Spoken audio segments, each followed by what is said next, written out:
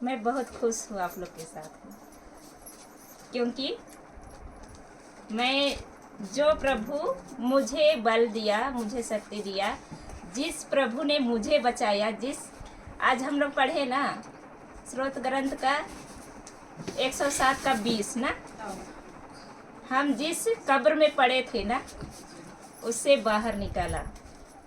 तो हम लोग अभी वचन से ही स्टार्ट करती हूँ, क्योंकि मुझे वचन से ही बल मिलता है और प्रभु का वचन ही मुझे संभालता है।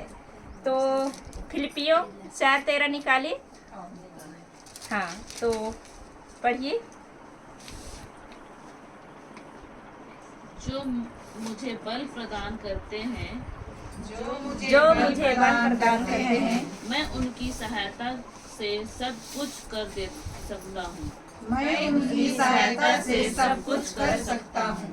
जी, और मेरा बाइबल में है, जो मुझे सामर्थ देता है, जो मुझे सामर्थ देता है, उसमें मैं सब कुछ कर सकती हूँ।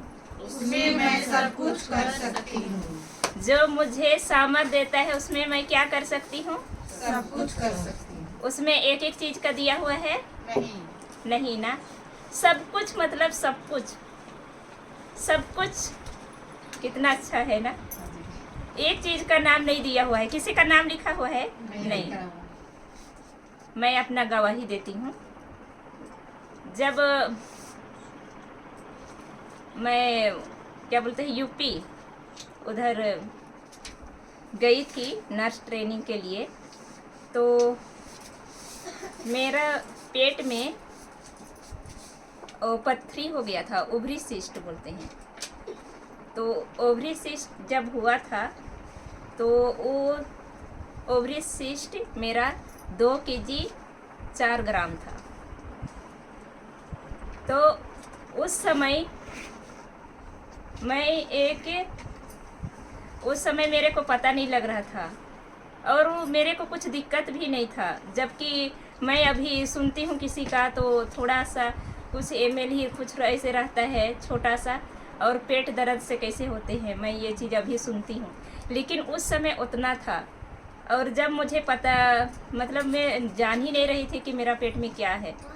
तो 1 साल के बाद में जब डॉक्टर के पास, जैसे जिस डॉक्टर के पास मैं काम करती थी, मतलब हम लोग को अलग अलग ग्रुप में हम लोग 60 जन थे, उसमें से सबको बांटते हैं ना, यहाँ तुम करना वहाँ। तो जिस डॉक्टर का रूम में मैं थी, वो लेडी डॉक्टर थी, तो उनको बोली कि मेरा पेट को भी आप देख दीजिए। तो जब मेरे को सोने बोली, जब लिटाई, तो वो मेरा पेट को जब छुई तो बोली कि तुम्हारा पेट में 8 महीना का बच्चा के बराबर है, ऐसे कुछ है ऐसे। तो मैं फिर भी नहीं डरी, मैं बोली कि आप मेरा अल्ट्रासाउंड करवा दीजिए। जब अल्ट्रासाउंड हुआ तो एक ही हॉस्पिटल में 3 बार अल्ट्रासाउंड हुआ। क्यों? क्योंकि कोई विश्वास ही नहीं कर सकते थे कि इतना बड़ा होकर इतना चंचल रहेगी। और मैं उस समय भी इतना मतलब दौड़ धूप सब चीज़ें वो करती थी। और जब हम कब घबराते हैं? जब हम दूसरों का बात सुनते हैं और उसमें चिंता करते हैं, डॉक्टर का बात सुनते हैं, अगल बगल का, तब हम घबराते हैं, है ना। तो आज का भी हम लोग का जो हम लोग शुरू सीखे, जहाँ अंधकार है वहाँ क्या बोलना है? प्रकाश हो जा। वैसी था मेरा जीवन में।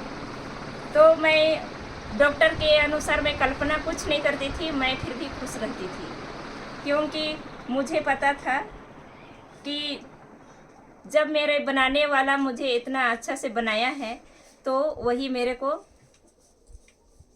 मतलब जो भी उसका, मैं जीऊँगी तो यीशु के लिए, मरूंगी तो यीशु के लिए ना। तो जब ऐसे हुआ तो सब कोई, जब मेरे को पता, मतलब मेरे साथी लोग को पता चला कि मेरा पेट में ऐसे है, और मैं दीदी लोग को बोलती थी कि मेरा पेट तो बढ़ रहा है, लेकिन मैं इतनी पतली क्यों हूँ ऐसे। तो वो लोग बोलते थे कि नहीं आजकल थोड़ी मोटी भी तो हो रही है, ऐसे बोलते थे। उसके बाद में जब पता चला तो सब मेरे को पूछने लगे कि इसका बाप कौन है, सब ऐसे पूछने लगे। तो उस समय मेरे को कैसे लगेगा?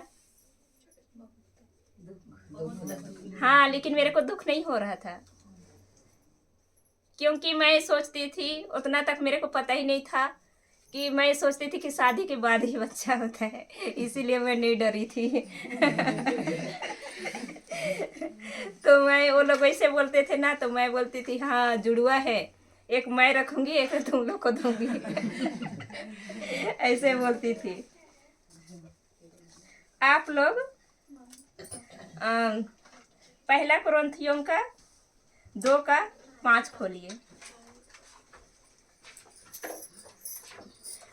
क्यों ये सब हम लोग डरते हैं? क्योंकि हम लोग वचन नहीं जानते हैं, और जब हम दूसरों के बात में ज़्यादा आते हैं और ज़्यादा लोग से मिलते हैं, और जितने लोग से मिलते हैं वो लोग हमको पूछते हैं कि तुम कैसी हो, तब हमारा फटाफट जवाब निकलता है। दूसरा कुरिन्थियों 2 का, पहला कुरिन्थियों का 2:5।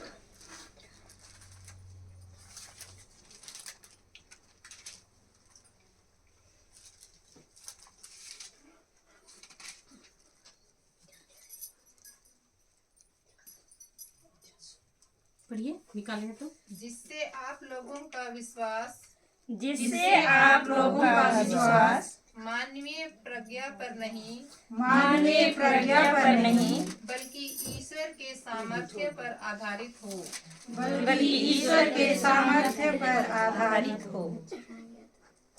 तो मेरे पापा पढ़े नहीं थे, लेकिन मेरे पापा को कुछ, वो पढ़े नहीं हैं, हम लोग उनको नाम लिखने के लिए सिखाए हैं, लेकिन मेरे पापा मेरे को सिखाए थे कि अगर तुम प्रार्थना करोगी तो एक इमली का पत्ता तुमको छुपा सकता है, एक ही इमली का पत्ता में। तो मैं उस इमली का पत्ता को बार बार छूती थी, तो बहुत पतला है ना, छोटा सा है ना, तो मेरे पापा इसको सिखाए थे। तो मैं बोलती थी कि इमली का पत्ता में मैं छुप सकती हूँ, तो मेरा ये पेट का भी पत्थर गल सकता है, ऐसे मैं सोचती थी। लेकिन उस समय हॉस्टल में मैं प्रार्थना, तब जब मेरे को पता चला कि जब मेरे को ऐसे हुआ है, जब हम लोग पूरा खुशी में रहते हैं, सब चीज़ हमारा समृद्धि है, हमको कुछ चीज़ का तकलीफ नहीं है, तो हम लोग कितने लोगों से साथ में रहते हैं, सब जगह हम लोग हंसते बोलते सब जगह घूमते हैं ना। लेकिन जब हमारे ऊपर में दिक्कत होती है, परेशानी होती है, तो जैसे हम लोग पहले थे वैसे रहते हैं? नहीं। जब हमारा सब कुछ खत्म होता है तो किसके पास जाते हैं? यीशु के पास जाते हैं ना, क्योंकि हमको पता है कि वही हमको बनाए हैं, हमारे हर एक अंग को। क्योंकि इस दुनिया से आने से पहले ही प्रभु ने हमको क्या किया है, अपने हथेली में वो कर दिया है ना, हमको वही वो किए है ना। इस हमारी प्रभु यीशु हमारा नाम को, आपका नाम को अपने हाथ में क्या किए हैं, खोदे हैं, नाम लिखे हैं। हम प्रत्येक लोगों को, मैं तो किसी का हाथ में अपना नाम नहीं लिखवाई हूँ, इतना डर लगता है। और प्रभु यीशु देखिए हम सबों का नाम, और किसी का भी हाथ में देखिएगा तो 1-2 अक्षर बस रहेगा, कोई ज़्यादा लंबा करते हैं, लेकिन प्रभु यीशु हमारा पूरा नाम लिखे हैं, हाफ नाम नहीं लिखे हैं। तो जब पता चला तो मैं चर्च में ज़्यादा वो जाने लगी। मैं ड्यूटी से आऊँगी, फिर मैं धोआऊँगी और जो भी करना रहता था करूँगी। और यीशु के पास जाकर मैं वहाँ पहली बार भी देखी थी, मेरे को क्रूस को देखकर, प्रभु को देखकर मेरे को बहुत हिम्मत आता। मैं उसके पास जाती थी और ऐसे एक टक होके उसको देखती थी, ऐसे नहीं कि मैं बहुत प्रार्थना करती थी, मैं उससे बस देखने के लिए जाती थी और बस यही बोलती थी कि प्रभु आपका। मैं शुरू शुरू जब जाती थी उसके पास तो देखने नहीं सकती थी, मैं ऐसे एक आँख से करके देखती थी। मेरे को इतना रोना आता था, इतना पूरा उसका बड़ा बड़ा वो क्रूस बनाए हैं ना, तो इधर से पूरा वो करता था।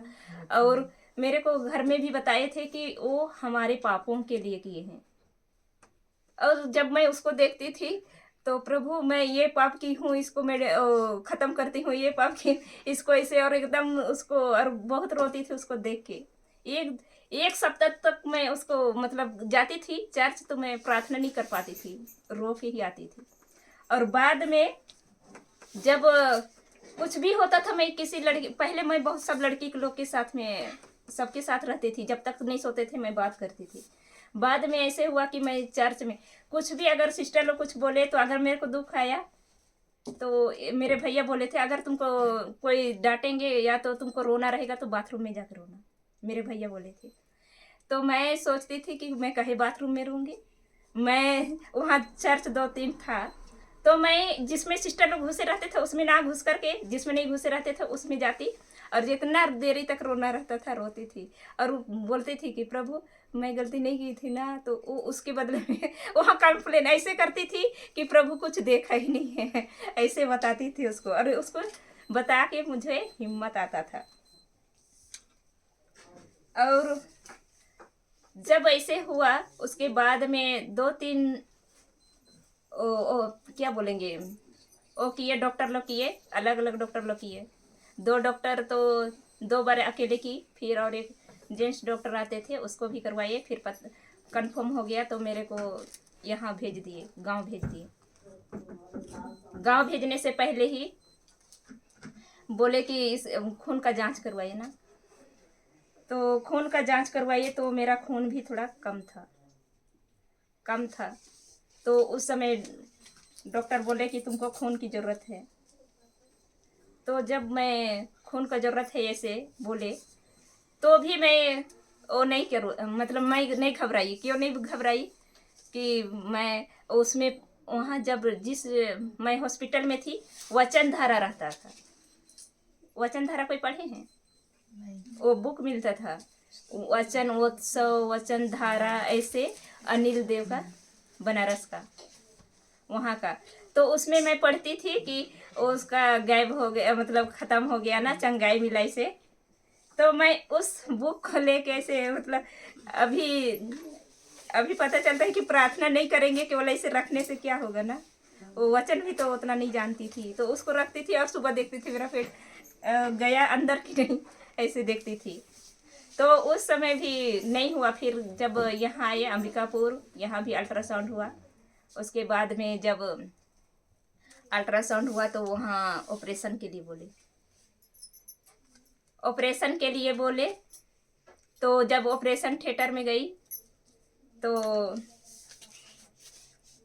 हम लोग उस वचन को खोलेंगे, 1 तीमुथियुस 1:7 ना, डर कर 2 तीमुथी 1:7।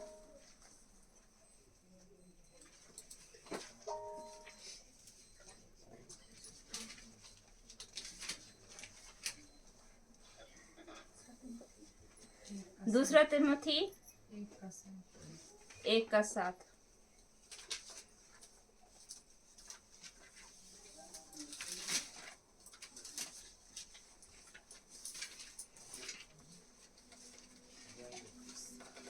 मिला? धन्यवाद यीशु, धन्यवाद Yeshu, hallelujah, hallelujah, hallelujah, hallelujah, धन्यवाद यीशु, धन्यवाद यीशु, धन्यवाद यीशु। धन्यवाद यीशु। मिला? हाँ पढ़िए। ईश्वर ने हमें भीरुता का नहीं बल्कि सामर्थ्य, प्रेम तथा आत्मसंयम का मनोभाव प्रदान किया। धन्यवाद यीशु, धन्यवाद यीशु। इस वचन के अनुसार मैं ऑपरेशन थिएटर में गई। जाने से पहले ही हम लोग का कुछ पैसा जमा नहीं हुआ था। पैसा जमा नहीं हुआ था और मेरा पर्स में था पैसा। तो वहाँ ऑपरेशन करने से पहले कुछ पैसा जमा करवाते हैं ना, नहीं करने से ऑपरेशन नहीं करने के लिए होते हैं ना। तो जब मेरी मम्मी केवल उस समय थी, मेरे भैया लोग बाद में पहुँचे क्योंकि वो लोग इधर घर साइड से जा रहे थे। अंबिकापुर 1-1.5 घंटा का रास्ता है हम लोग का घर के पास से। तो वो लोग बोल रहे हैं कि ये लड़की को कैसे वो करेंगे, इसका तो पैसा ही बिल नहीं जमा हुआ है, कुछ भी नहीं हुआ है, तो कैसे वो करेंगे ऑपरेशन। तो मेरे को ऑपरेशन वाला कपड़ा पहनाए थे, पहनाते हैं ना। मैं उठी उसमें, वो ट्रॉली से जिसमें सुलाए थे उसमें से उठी और फिर दौड़ रही हूँ पैसा लाने के लिए। वैसे वही गाउन हुए। तो वो लोग बोलते हैं इतना अच्छा से दौड़ती है, और ऐसे मतलब जो मेरा वो देखे थे ना, वो लोग बोलते हैं कि कैसे ऐसे हो गया। और वो लोग भी पूछते थे कि तुम्हारा पति का क्या नाम है, ऐसे सब पूछते थे वो लोग। उनको लगता था कि मैं प्रेग्नेंट हूँ, ऐसे लगता था। उसके बाद में वो लोग बोले कि नहीं तुम्हारा पैसा वो हो गया है, और हम लोग नहीं देख नहीं सके थे इसे। फिर मैं लौट के आई। तो उसके बाद में जब ऑपरेशन थिएटर में गए तो इस वचन के अनुसार मेरे को कुछ भी डर नहीं। मेरे को ना उसमें लेटाई और एक जन का ऑपरेशन हो रहा था, मैं उसको बैठ के देखने लगी। तो बोलते हैं तेरे को लेटना है। मैं बोली मेरे को जब वो ऑपरेशन करेंगे वो समय मेरा होगा, मैं उसको देखूंगी बोलती हूँ। तो मेरे को इंजेक्शन दे दिए कि ये इसको देखेगी फिर डरेगी, इसीलिए इंजेक्शन दे दिए। फिर मैं लेट गई। और उससे पहले ही वो लोग पूरा लिखवाए थे कि इसका लास्ट स्टेज हो गया था। 2 kg तो आप लोग समझ रहे हैं ना, तो पूरा लास्ट हो गया था, जीवित का कोई वो नहीं था ना, नहीं था। लेकिन ये सब क्या है, डॉक्टरों के लिए असंभव है, हमारे लिए असंभव है, लेकिन प्रभु के लिए क्या है, प्रभु के लिए सब कुछ संभव है ना। तो इस वचन के अनुसार मेरा ऑपरेशन बढ़िया हो गया। और मैं बोली कि अभी मैं वचन को जानती हूँ, समय नहीं जानती थी। तो मैं बोली मम्मी अगर मैं वो हो जाऊंगी तो कोई दिक्कत नहीं, लेकिन इसका फ़ोटो खींच के रखिएगा ऐसे, जिस मेरा पेट से जो निकलेगा उसको फ़ोटो खींच के रखिएगा ऐसे। तो वो लोग फ़ोटो खींचे थे। फिर मेरा तीसरा दिन में वो करते हैं ना, ड्रेसिंग करते हैं थोड़ा वो करके, मतलब तीसरा दिन से चलना फिरना ऐसे थोड़ा कठिटर निकाल देते हैं ना। हाँ, उसको निकालते हैं। तो मैं उसी दिन चर्च चली गई और मेरा पेट यहाँ से यहाँ तक वो पूरा वो हुआ, मतलब छोटा नहीं वो किए, बड़ा किए, जितना क्या बोलते हैं बच्चा के लिए जितना वो करते हैं उतना।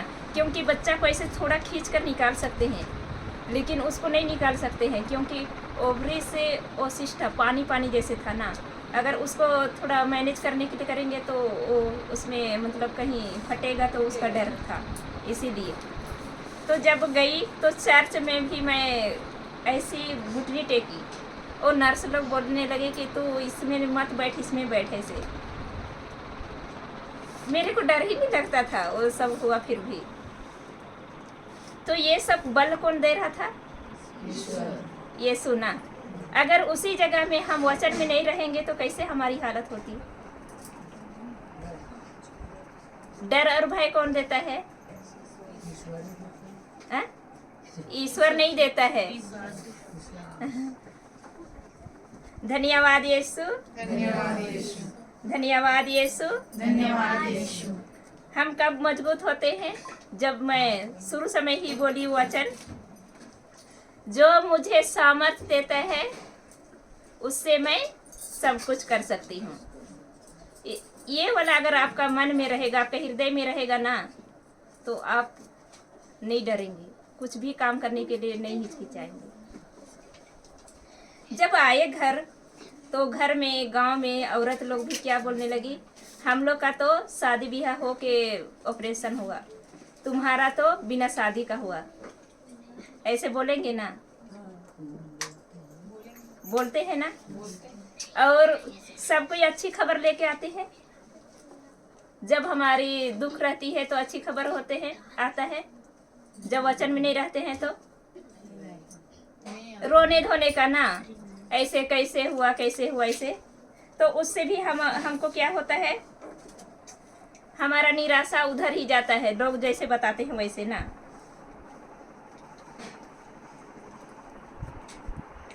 और जब हम, आप लोग खोलिए पहला पत्रस 1:7, पहला पत्रस 5:7।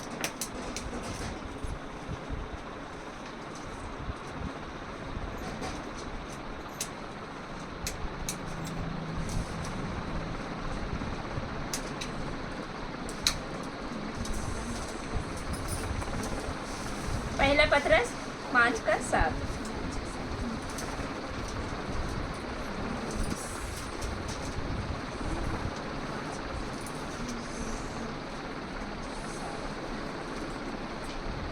Hallelujah, hallelujah. धन्यवाद यीशु, धन्यवाद यीशु, धन्यवाद यीशु, धन्यवाद यीशु, हालेलुया। हालेलुया। मिला? आप अपनी सारी चिंताएं आप अपनी सारी चिंताएं उस पर छोड़ दें, उस पर छोड़ दे, क्योंकि वह आपकी सुधि लेता है। आपकी सुधि लेता है, ध्यान रखता है ना। हाँ, तो मैं घर में आई, घर में थोड़ी दिन जो दवा देते हैं ना वो सब हुआ, फिर पट्टी उट्टी खुला, फिर ये थोड़ा दिन थी और 1-2 महीना में ही मैं वापस चली गई। और अगर ये वचन नहीं रहता तो क्या मैं वहाँ जा सकती थी? मुझे अपने पर मतलब मैं अपनी सारी चिंता मेरे परिवार पर डाल देती, मुझ पर डालती, या तो मेरे पड़ोसी में डालती, डॉक्टर के पास, मतलब क्या होगा मेरा। ये रहता तो जा सकती थी हॉस्टल नहीं, और हॉस्टल में जाने के बाद में क्या हम अपना घर के जैसे रह सकते हैं? नहीं रह सकते हैं।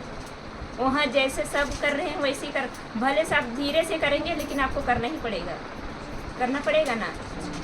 तो मैं फिर से हॉस्टल चली गई और वहाँ पे एक सिस्टर थे, एलविन नाम करके, हम लोग का जो हेड थी, वो बाहर दिल्ली गए थे उस समय, जब मेरे को बुलाए उस समय।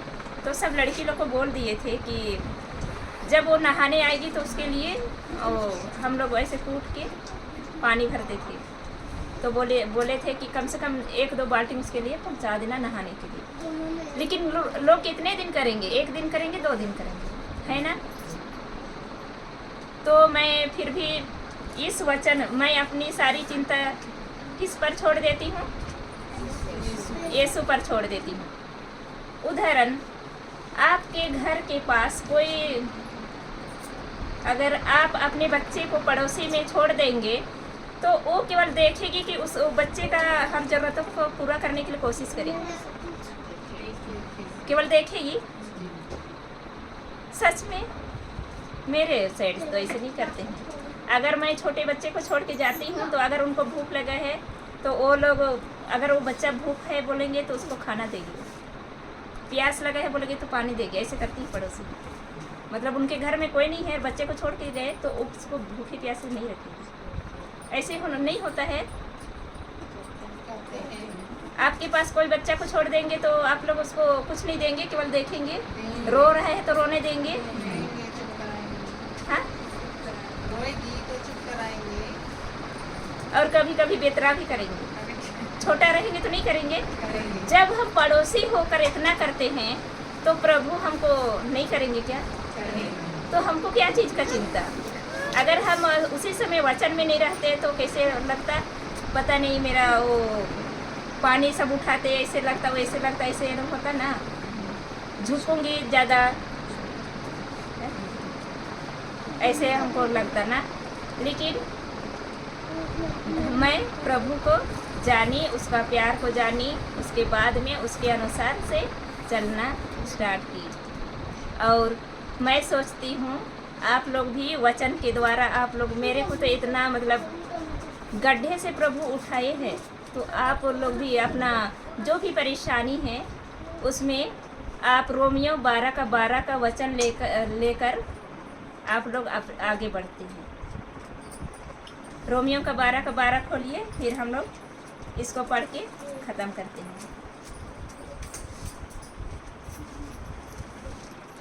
हमारे पास हम वचन जानेंगे तो हमारे पास दुख नहीं है, ये नहीं है, आएगा, लेकिन हमको वचन ही क्या करेगा, बाहर निकालेगा ना।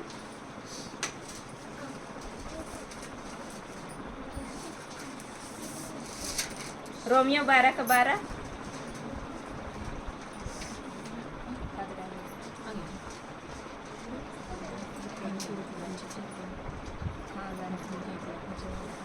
आशा आपको आनंदित बनाए रखे।